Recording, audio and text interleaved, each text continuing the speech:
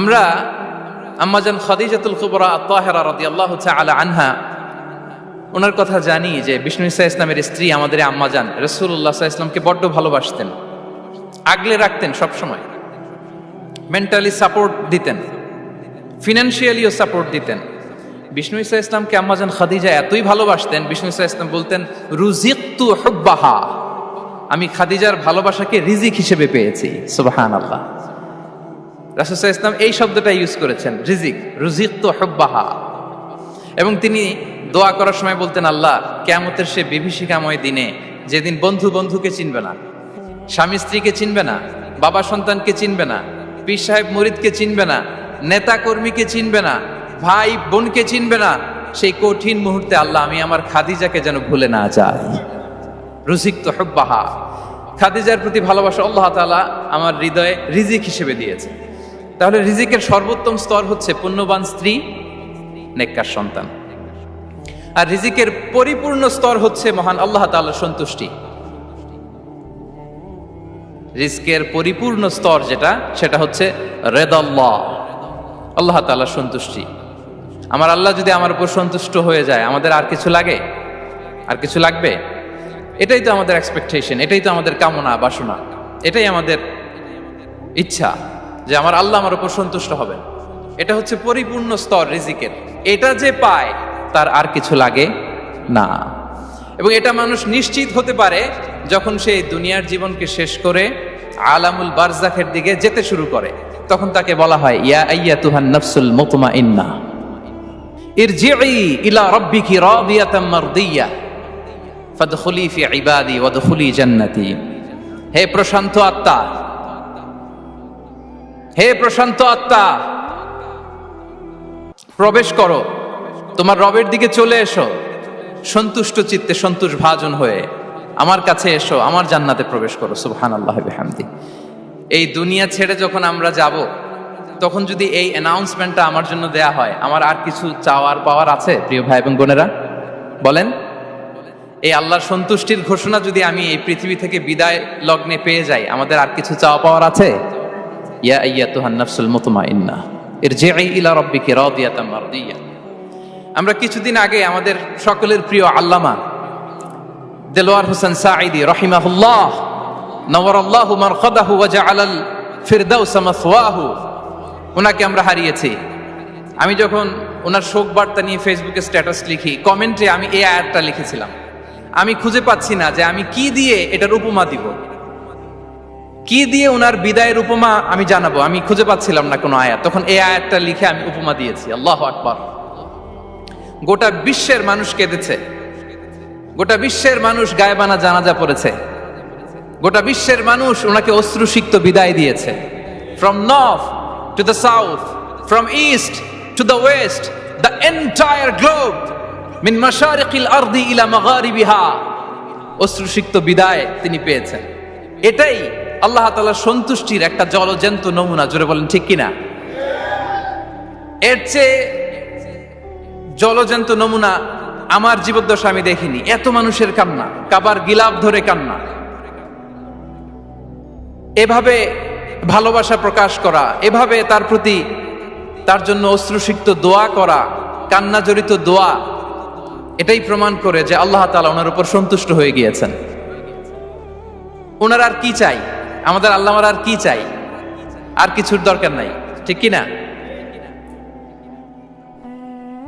এই যে পরম সৌভাগ্য, এরকম বিদায় নিতে পারা, এটা পরম সৌভাগ্য। আমরা আল্লাহর জন্য দোয়া করি, আল্লাহ তাআলা সারা জীবন তিনি যেমনি কোরআনের বার্তাকে গোটা বিশ্বব্যাপী পৌঁছিয়ে দিয়েছেন, তার কবরটাকে আল্লাহ তাআলা কোরআনের নূর দিয়ে আলোকিত করে দেখ।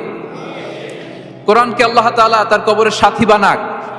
কোরআনকে আল্লাহ তাআলা তার কিয়ামতের দিন, in the day of judgment, তার পক্ষে শাহাদাতকারী হিসেবে কবুল করুন। সম্মানিত ভাই এবং বোনেরা, আল্লাহ তাআলার সন্তুষ্টি পরিপূর্ণ রিজিক। এটা হচ্ছে পরিপূর্ণ, দ্য কমপ্লিট রিস্ক। তাহলে আমরা যেটা ভাবি অর্থ, আমরা যেটা ভাবি সম্পদ, এটা রিজিকের সর্বনিম্ন স্তর।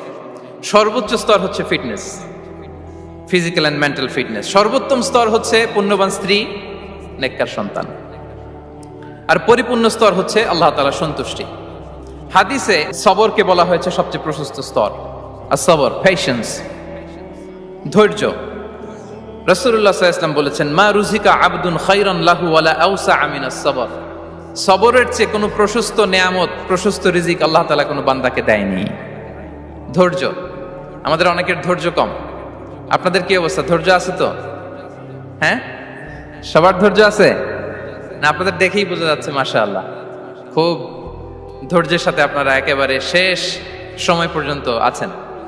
তো এই ধৈর্যের প্র্যাকটিসটা আমাদের করতে হবে। আমরা যেন অস্থির না হয়ে যাই, আমরা যেন আতঙ্কিত না হই, আমরা যেন প্রশান্ত থাকি, আমরা যেন ধৈর্যের প্র্যাকটিস করি। বিশেষ করে আমাদের সন্তানদের এটা শেখাতে হবে, কারণ ধৈর্য এটা এমন একটা গাছ যে গাছে সারা গায়ে কাটা কিন্তু এর ফলটা বড় মিষ্টি। ধৈর্য এমন একটা গাছ যে গাছে সারা গায়ে কাটা কিন্তু এর ফলটা বড় সুস্বাদু। তো সেই টেস্টি ফ্রুট যদি আপনি ট্রাই করতে চান, আপনাকে ধৈর্য ধারণ করতে হবে। তাহলে হাদিসের আলোকে আমরা জানলাম রিজিকের সবচাইতে প্রশস্ত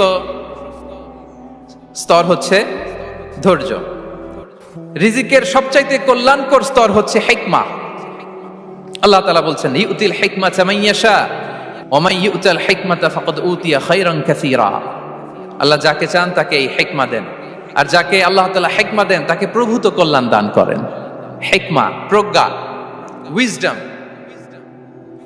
নলেজ আর কমন সেন্স দুইটা যখন একসাথে হয় এটা উইজডম হয়ে রিফ্লেক্ট করে। I repeat,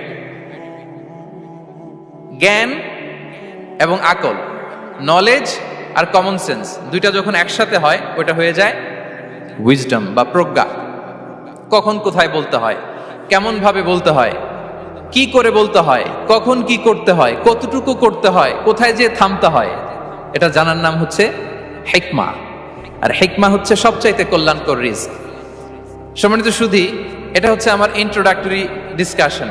the concept of রিস্কের ব্যাপারে এখন মোটামুটি আমাদের একটা আইডিয়া ক্লিয়ার হয়েছে না? রিস্ক কি, কত ধরনের হতে পারে, রিস্কের সবচেয়ে নিম্ন স্তর কি, সর্বোচ্চ স্তর কি, সবচেয়ে প্রশস্ত স্তর কোনটা, সর্বশ্রেষ্ঠ স্তর কোনটা, সবচেয়ে কল্যাণকর স্তর কোনটা। এ পর্যায়ে আমরা জানবো যে এই রিজিকের বন্দোবস্ত কে করেন। কে করেন বলেন তো দেখি? এই রিজিকের বন্দোবস্ত একচ্ছত্রভাবে আল্লাহ তাআলা এটা নিয়ন্ত্রণ করেন। তিনি রিজিকের মহাব্যবস্থাপক। যে আয়াত দিয়ে আমি শুরু করেছি প্রিয় ভাই এবং বোনেরা, ওমা মিন দাব্বাতিন ফিল আরদি ইল্লা আলাল্লাহি রিজকুহা ওয়া ইয়ালামু মুস্তাকাররাহা ওয়া মুস্তাওদাআহা কুল্লুম ফি কিতাবিম মুবিন। ভূপৃষ্ঠে বিচরণশীল যত প্রাণী আছে এই সবগুলো প্রাণীর রিজিকের ব্যবস্থাপনা আল্লাহ তাআলা নিজ কুদরতে করেন, এবং এই প্রত্যেকটা প্রাণীর স্থায়ী অস্থায়ী নিবাস সম্পর্কে, অবস্থান সম্পর্কে তিনি জানেন। এখানে যদিও ফিল আরদি বলা হয়েছে, বস্তুত জলে, স্থলে, বায়ুমণ্ডলে যত লিভিং ক্রিয়েচার আছে সব লিভিং ক্রিয়েচারের রিজিকের বন্দোবস্ত করেন কে? এজন্য তিনি হচ্ছেন রাজ্জাক। তিনি ওনার একটা নাম দিয়েছেন যে আমি হচ্ছি আর রাজ্জাক, ইন্নাল্লাহা হুয়ার রাজ্জাকু যুল কুওয়াতিল মাতিন। নিশ্চয় আল্লাহ তাআলা তিনি হচ্ছেন আর রাজ্জাক, তিনি রিজিকের ব্যবস্থাপক। যে কেউ রাজ্জাক হতে পারে না, চাইলে রাজ্জাক হওয়া যায় না। রাজ্জাক একজন, তিনি কে? আল্লাহ। রিজিকের রেসপন্সিবিলিটি আল্লাহ, রিজিক নিয়ে চিন্তা আল্লাহর। তো আল্লাহর চিন্তা আমি করলে হবে? বলেন, যেটার দায়িত্ব আল্লাহ, যে রেসপন্সিবিলিটি আল্লাহর, ওই রেসপন্সিবিলিটি আমি নিলে হবে? হবে না। তাহলে আল্লাহ তাআলা নিজেকে আর রাজ্জাক বলে কোরআনে আমাদের সামনে উপস্থাপন করেছেন। রাজ্জাকের তিনটা বৈশিষ্ট্য আছে। যেই সত্তার মধ্যে তিনটা বৈশিষ্ট্য খুঁজে পাওয়া যায় তিনি হচ্ছেন আর রাজ্জাক, দ্য প্রোভাইডার, দ্য সাস্টেইনার। আর রাজ্জাক কোন সেই তিন গুণ? এক নম্বর গুণ হচ্ছে নো ডেফিসিয়েন্সি, তার কোনো অভাব থাকবে না। হু continuously provide sustenance to his creatures, যে লাগাতার, নিয়মিত, প্রতিনিয়ত তার সৃষ্টিকে রিজিক দেন এবং গোটা বিশ্বকে রিজিক সরবরাহ করতে যে তার ধনভাণ্ডারের 1 ইঞ্চিও কমে না। সুবহানাল্লাহ বিহামদি। এই যে সাইয়েদনা আদম আলাইহিস সালাম থেকে শুরু করে আপ আনটিল নাও গোটা বিশ্বের সবগুলো মানুষকে, জিন জাতিকে, হ্যাঁ, পক্ষীকুল, সাগরের অতল গহ্বরে দ্য ব্লু ওয়েল, নীল তিমিগুলোকে, বিশাল মাছগুলোকে, এই সব কিছুকে যে আল্লাহ তাআলা রিজিক সরবরাহ করছেন, আল্লাহর যে ধনভাণ্ডার একটু কমে আসার কথা না এতদিনে? কি বলেন? এত হাজার হাজার বছর রিজিক দেওয়ার পরও তার ধনভাণ্ডার কমে নাই না। আল্লাহ বলে তোমাদের যার যা লাগবে, যার যা চাহিদা, যার যেটা দরকার সবও যদি দিয়ে দেয়, আমি আল্লাহর ধন ভান্ডারের 1 ইঞ্চিও কমবে না। আর Razzak যুল কুওয়াতিল মাতিন, the provider, the sustainer. তাহলে রাজ্জাক হতে হলে ওই সত্তার 3টা গুণ লাগে। এক হচ্ছে নো ডেফিসিয়েন্সি, তার কোনো ঘাটতি থাকতে পারবে না। 2 নম্বর কোয়ালিটি হচ্ছে নেভার ফরগেটফুল, তিনি ভুলতে পারবেন না। Who never forget the needs of his creation, তার সৃষ্টির কোথায় কার কখন কোনটা লাগে এটা ভুলে গেলে চলবে না। ধরেন তিনি নর্থ আমেরিকাতে, এখানে কানাডায় যারা আছে, আমেরিকাতে যারা আছে, তাদেরকে রিস্ক দিচ্ছে। ওদিকে সাউথ আমেরিকাতে, ব্রাজিলে, আর্জেন্টিনার জঙ্গলে কিছু জনগোষ্ঠী রয়ে গেছে, এদের কথা আল্লাহ ভুলে গেছে। তারা বেঁচে থাকতে পারবে? আফ্রিকার জঙ্গলে যারা আছে তাদেরকেও যে রিজিক দিতে হবে, যখন যেটা লাগে সরবরাহ করতে হবে, এটা যদি আল্লাহ ভুলে যায় তোরা বাঁচবে? বলেন। তাহলে যিনি আর রাজ্জাক, তিনি হচ্ছেন নেভার ফরগেটফুল, কখনো তার সৃষ্টির কখন কি লাগে এটা কখনো তিনি ভুলতে পারবেন না। আল্লাহ তাআলা ভুলেন না, তিনি ভুলেন না, তিনি সব খেয়াল রাখেন। যখন যার যেটা যতটুকু দরকার তখন তাকে ততটুকু যিনি দেন, তার নাম হচ্ছে রাজ্জাক। রাজ্জাক হতে গেলে যেই কোয়ালিটি লাগে, তার 3 নম্বর কোয়ালিটি হচ্ছে কম্প্যাশনেট। কম্প্যাশনেট, দয়ালু, অনেক বেশি দয়ালু। এত বেশি দয়ালু যে তার বিরোধিতা করলেও তাকে রিজিক দেয়া থেকে তিনি বঞ্চিত করেন না। His disobedience affects the risk but not stop the risk. আপনি যদি আল্লাহর অবাধ্য হন, আপনার রিজিকের বারাকা হয়তো কমে যাবে, কিন্তু রিজিক বন্ধ হবে না। যে গোটা বিশ্বে যারা অবিশ্বাসী আছে, যারা নাস্তিক আছে, যারা আল্লাহদ্রোহী আছে, তারা কি খেয়ে পরে বেঁচে নাই? বলেন, তাদেরকে কি আল্লাহ তাআলা রিজিক দিচ্ছে না? এই তো সুবহানাল্লাহ। কম্প্যাশনেট, এত দয়ালু, তার যারা বিরোধী, তাকে যারা গালি দেয়, তাকে যারা বিশ্বাস করে না, তাকে যারা সেজদা দেয় না, তিনি তাদেরকেও খাওয়ায়, তিনি তাদেরকেও সুস্থ রাখে, তিনি তাদেরকেও হাত খুলে দান করে। আল্লাহু আকবার। আর রাজ্জাক, ইন্নাল্লাহা হুয়া রাজ্জাকু যুল কুওয়াতিল মাতিন। তাহলে এই 3টা গুণ থাকতে হবে রাজ্জাক হতে হলে: no deficiency, never forgetful, compassionate. এবং আল্লাহ তাআলা বলছেন, আম্মান হাযাল্লাযী ইয়ারযুকুকুম ইন আমসাকা রিজকা বাল লাজ্জু ফি উতুমি ওয়া নুফুর। সূরাতুল মুলক আল্লাহ বলেছেন যে তিনি যদি রিজক বন্ধ করে দেয় তাহলে এই রিজক তোমাদেরকে কে দিবে? আছে কেউ দেয়া? সূরা মুলকের শেষ আয়াতে আল্লাহ বলেছেন যে তোমরা যে সুমিষ্ট পানি খেয়ে বেঁচে আছো, এটা যদি একেবারে জমিনের অতল গহ্বরে আমি নিয়ে যাই, কে এনে দিবে তোমাদেরকে পানি? কে এনে দিবে সুমিষ্ট পানি?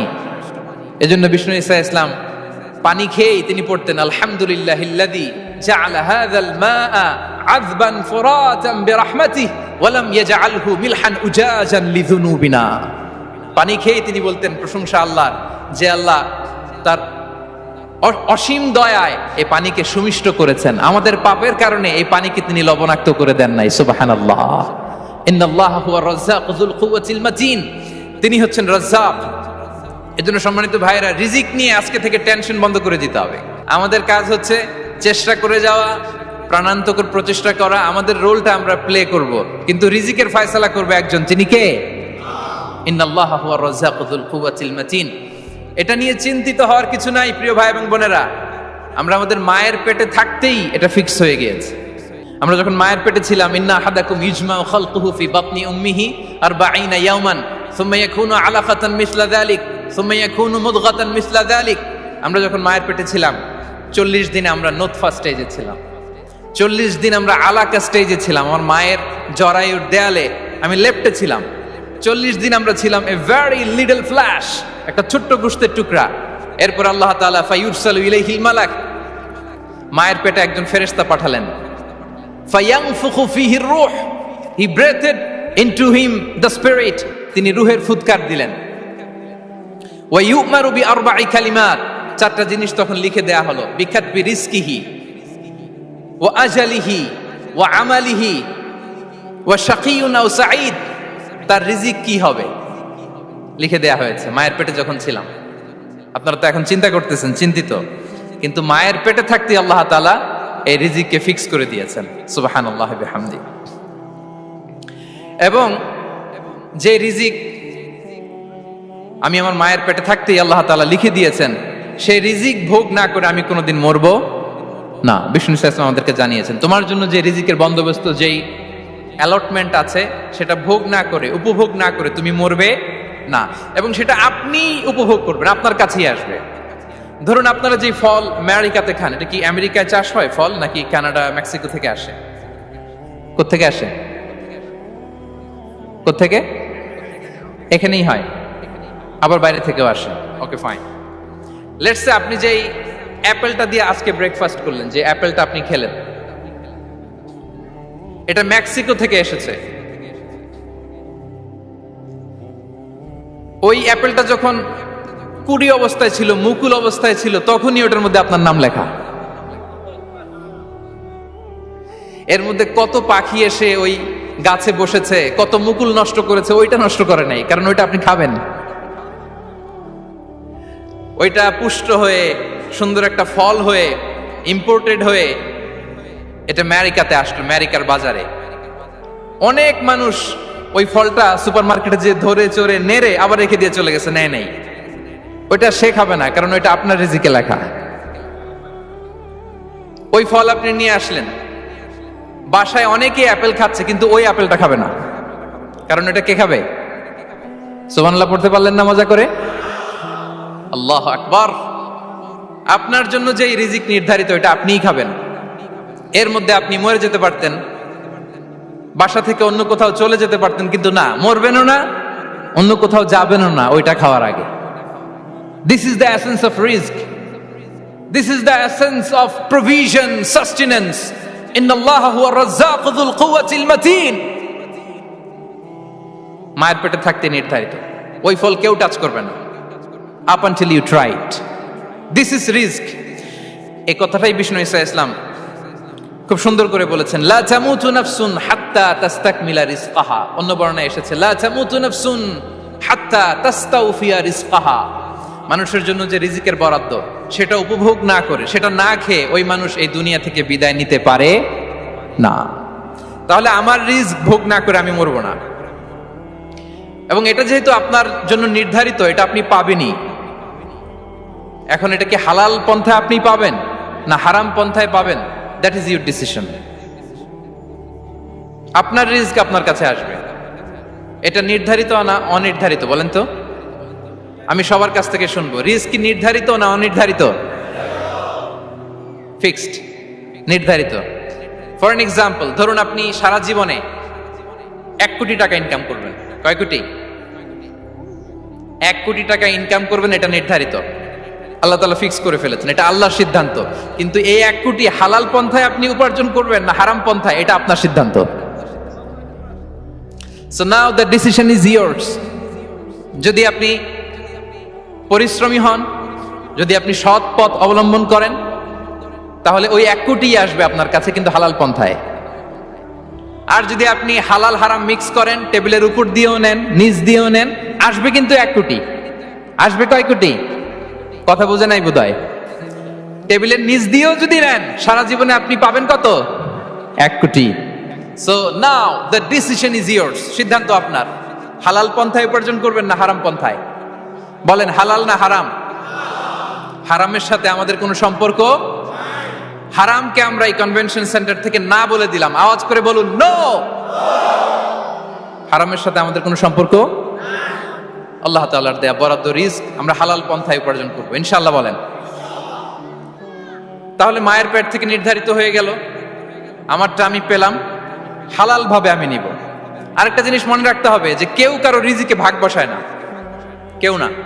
আমরা অনেকে মনে করি যে আমি ওকে দিলাম, ওকে খাওয়াইলাম, আমি বোধহয় খাওয়াইলাম। না, সে আপনারটা খায় নাই, সে তার রিজিকই খেয়েছে। আমাদের ঘরে আমাদের বন্ধু বান্ধব আসে, অনেক সময় আমাদের ঘরে অনেক সময় অতিথি আসে, তাদেরকে আমরা আপ্যায়ন করি, তাদেরকে খাওয়াই। আসলে সে আমারটা খায় না, সে কারটা খায়? তার নিজেরটাই খায়। বিষ্ণু ইসলাম এটা খুব সুন্দর করে বলেছেন। ওনার কাজিন চাচাতো ভাই আব্দুল্লাহ ইবনে আব্বাসকে একদিন অনেক নাসিহা করছিলেন। করতে করতে এক পর্যায়ে তিনি বললেন, ওয়া আলাম, ইবনে আব্বাসকে বলছেন, ওয়া আলাম আন্না মা আসাবাকা লাম ইয়াকুন লিইখতিআক ওয়া মা আখতাআকা লাম ইয়াকুন লিইউসিবাক। আব্দুল্লাহ, জেনে রেখো, যেটা তুমি পাওয়ার এটা তুমি কোনোদিন হারাবা না। যেটা তোমার হওয়ার কথা ছিল ওইটা তুমি কোনোদিন মিস করবা না। আর যেটা তুমি পাওয়ার কথা না, গোটা বিশ্বের সব শক্তিকে হাতের মুঠোয় আনলেও সেটার দেখা তুমি পাবে না, পাবে না। ওয়ালাম আন্নামা আসাবাকা লাম ইয়াকুন লিয়াখতিআক ওয়া মা আখতাআকা লাম ইয়াকুন লিয়ুসিবাক রুফিআতিল আকলাম ওয়া জাফফাতিস সুহুফ। আব্দুল্লাহ, রিজিক নিয়ে চিন্তিত হয়ো না, রিজিক নিয়ে পেরেশান হয়ো না। প্লে ইউর রোল, রিজিক ইজ ফিক্সড। যেটা তুমি পাওয়ার তুমিই পাবা, যেটা তুমি পাওয়ার কথা না চেষ্টা করেও সেটা তোমার কাছে আসবে।